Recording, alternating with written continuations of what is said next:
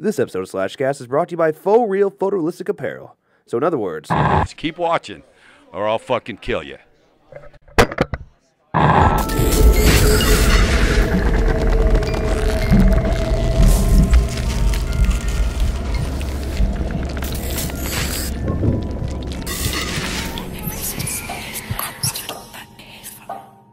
What's going on, horror fans? Welcome to another episode of Slash and Cast. My name is Riley. That is Nick. And before we jump into our topics of the day, we want to mention the fact that if you're looking for the Friday the 13th The Game news, go check out Monday's episode, which covered the release date announcement trailer and the Tom Savini Jason DLC skin trailer.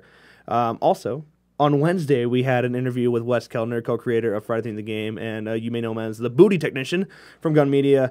That was a fun interview, really great guy. Yeah. Definitely worth checking out for even more insight on the game. Let's go ahead and jump into our topics, though, beginning with The Nun. Last time we talked about The Nun, we mentioned, what's going on with the plot, the details, and the cast. We have an update, and that's it, a real short update here. A new cast member has joined, and it's Taissa Farmiga. Now, you may know Taissa. She's American Horror Story, and is also the sister of Vera Farmiga. Which, if Vera Farmiga, she plays Norma in Bates Motel, and is also Lorraine Warren in The Conjuring, and The Conjuring 2, and The Conjuring 3 when it comes out. So she's fantastic. They are siblings, by the way. People tend to think that Taissa is her daughter because there's a 21-year gap in between them. Yeah. But no, they're siblings. It's cool to see the connection between them, between The Nun and The Conjuring 2. But yeah, new line. They reached out to Taissa to star as a title character in The Nun, opposite from Demian Bircher. That's pretty much it for The Nun. We've covered The Nun several times in the past. Go check out those episodes of Slash and Cast. But next, in line of news here for Slash and Cast today, Jeepers Creepers 3. Now, we've talked about Jeepers Creepers 3 several times in the past. It's been quite a few episodes since then, because not much news has been really reported. It's mainly been who's the cast. That's pretty much what we've been getting. Yeah. And we were confused. Where's Gina Phillips? Right now, Gina played Trish in the first Jeepers Creepers. And, first of all, it appears that the storyline has completely changed for Jeepers Creepers 3. Up until now, we thought that the third film will be following Gina Phillips and her return as Trish, who now worries that years later the Creeper, who is once again played by Jonathan Breck, will take her son, just as it did her brother. So the solution is to go after the Creeper herself. Yeah, I mean, very interesting. Yeah, that's the cool story that I'd like to see. Yeah, but that was a plotline that emerged when the film was known as Cathedral, Jeepers Creepers 3 Cathedral. Now, star Stan Shaw recently took to Twitter to answer a fan's question about it, which led to this nugget of news. No, Cathedral is non-existence. That material is from more than 12 years ago. It has nothing to do with 3. Different film, different title. My God. Now, we still don't really know plot details of Jeepers Creepers 3. What we do know is that it takes place between Jeepers Creepers 1 and Jeepers Creepers 2. And those two films take place within the same 23-day period. So somewhere in between those two, we don't exactly know how far those are separated between the 3 films. So I highly doubt the stories connect really at all. I highly doubt they relate at all. This is just another thing that the Creeper did within that 23-day gap. And it'll be completely new characters. Yeah, so really, it's a reboot. Yeah. If you want to look at it that way. I mean, that's straight up what it is. I mean, all these years later, that does make sense. I still think it'd be cool because Gina's obviously aged. People from Jeepers Creepers 2 have obviously aged. It fits if she would have had a son now. But no, they decided not to go with that. Probably because Gina didn't want to come back, I'd imagine. Yeah. We still don't know if Justin Long has any type of reference at all. There was a report that Gina Phillips was on the Cameo, but none of that is fully supported in any way. That's what we'd expect from Justin Long as well. Obviously, because, spoiler alert, Justin Long dies in the first Jeepers Creepers. Oh my gosh, spoiler alert. You haven't seen this movie. I'm sorry. But yeah, Justin Long is in Jeepers Creepers 2, though. The main character in Jeepers Creepers 2 sees, flashbacks of him, which are pretty creepy, by the way. So it'd be cool if that's what they do with Jeepers Creepers 3. But I'm doubting that one too. Justin's long moved on, right? Maybe. Maybe. All right. Well, there's your Jeepers Creepers 3 news. We will continue to report as more news comes forward. But let's go and move on. Let's go ahead and thank our sponsor.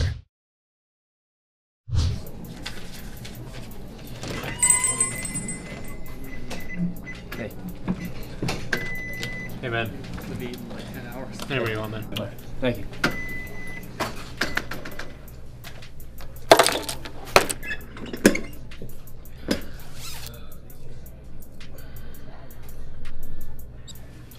Hey, you're an Alien fan. Yeah, dude. I love the movies. Me too. That's a pretty cool shirt, but I feel like you could do better. What do you mean? I think they look kind of the same. Well, this here is an Alien Augmented Reality Chest Burster shirt. Okay, I mean, it doesn't look any special to me. Well, you need to download the app. It's the Alien AR app on the iTunes store. Here, let me show you it. Basically point and shoot once you get up on there.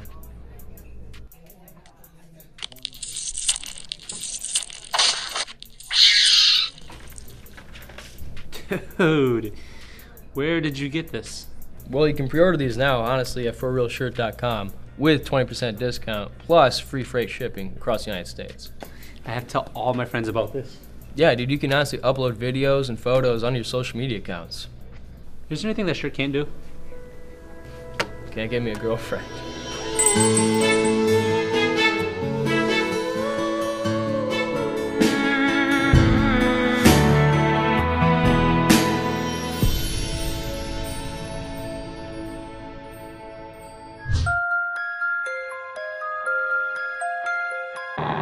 It is now time for killer questions. And once again, our first question comes from John Reddy. He has some great questions, man. So follow his format, and you can definitely be featured on the show.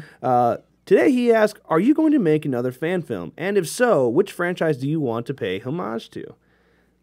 I mean, of course, we're going to do another fan film. It's what we do. It's what we do. You know, we're not a big fan of doing like feature fan films because you're playing with a lot of story there. We just like to do stuff where it's quick, simple, and doesn't ruin any past story that's been brought into the franchise.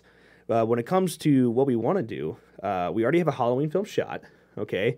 That was supposed to come out last year due to certain drawbacks in the editing process. We wouldn't be able to get it out by Halloween. So I was like, well, let's just hang on to it. So we do have a Halloween film already shot.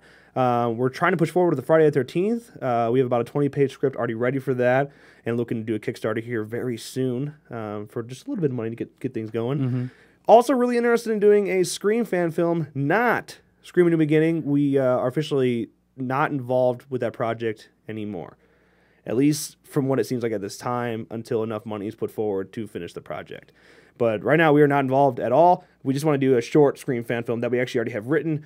But yeah, nothing crazy, no like features, just some short stuff, just to, you know, delight the fans. Yeah. You know, keep the franchise alive that we love and that the fans love.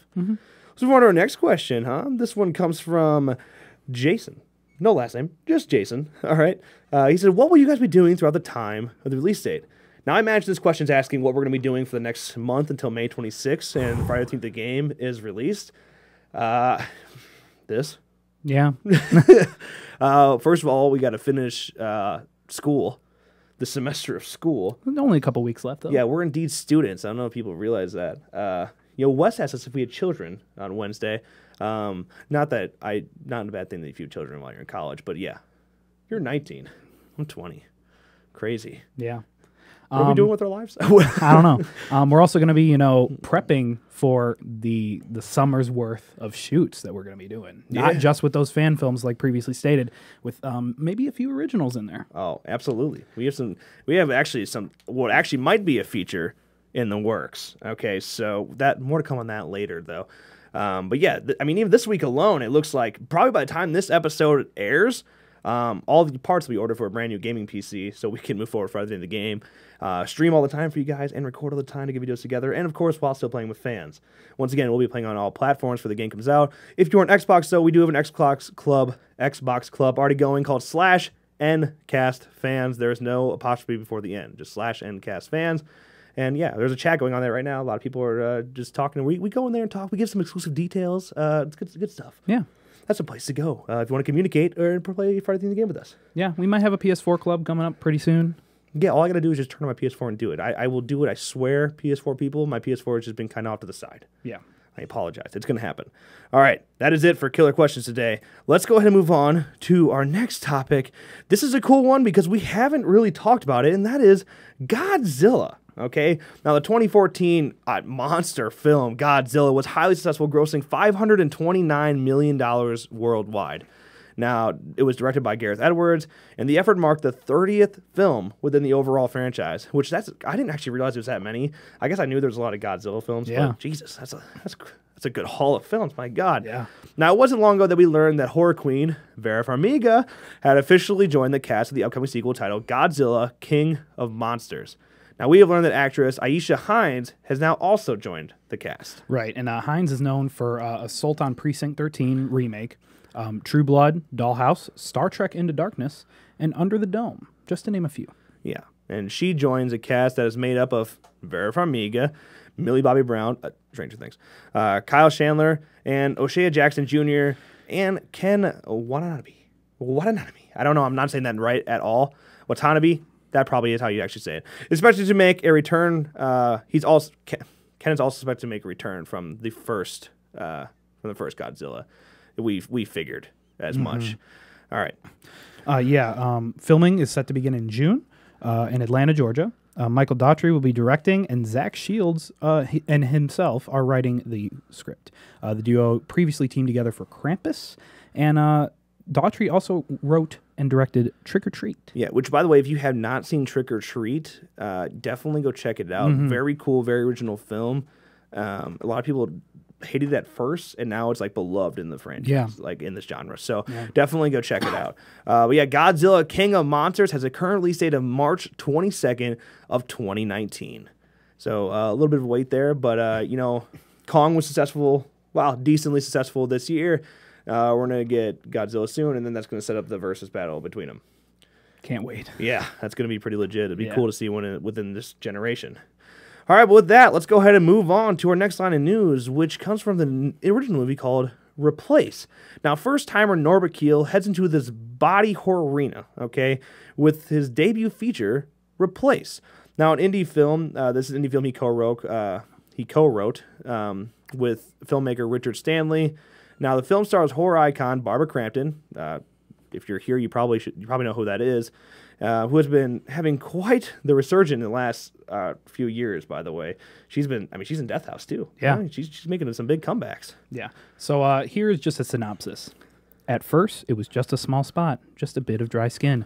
Then it spread.